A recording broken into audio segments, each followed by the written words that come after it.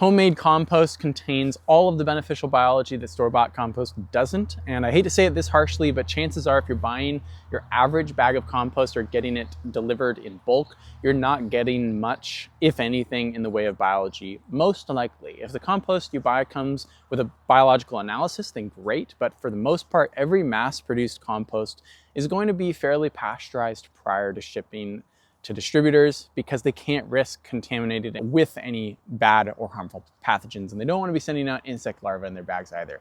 So if you've got some homemade compost that's relatively finished, that's what you're gonna want to use here. Hot compost, cold compost, it all works great. To make a compost extract, it's really simple. You need your compost, your bucket of water, and a paint strainer or some way to filter out the big chunks from your compost. Now, depending on how you want to do this, you may not need to strain it.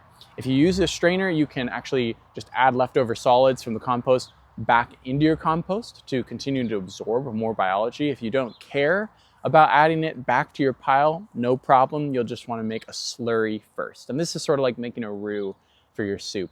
You don't want chunks of flour floating around in your soup. You want it all well integrated. So without a strainer, just add a little bit of water to your bucket first and massage the compost in that small amount of water. If you're using a paint strainer, just hold the bag like this under the water and then massage the compost so that the leachate starts clouding the water. And I realize this looks simple, but let me tell you, this stuff contains tons of beneficial soil biology, tons of humic acid and fulvic acids as well. Humic and fulvic acids are crazy beneficial to soil health. They help build soil structure. They increase nutrient carrying capacity. They increase water retention. Look up the benefits of humic acid if you don't believe me. This stuff is pretty well researched and documented. I won't gush too much more about these guys. The main difference, to my knowledge, between humic and fulvic acids are size. Humic acid is a larger molecule, helps build long-term soil structure, whereas fulvic acids are smaller and a bit more interested in transporting nutrients to plants. Both should show up in properly well-made,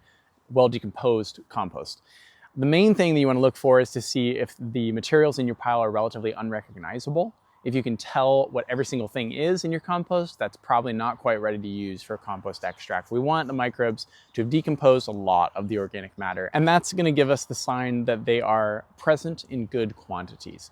Once you've made this extract, use it. Don't let it sit for more than a few hours because it'll start going anaerobic, which is a generalized way of saying that the aerobes that you just washed off of the compost are going to die off in favor of anaerobic bacteria and fungi. Again, not necessarily a huge problem or risk for damaging your soil, but they're not the ones that we're trying to get here.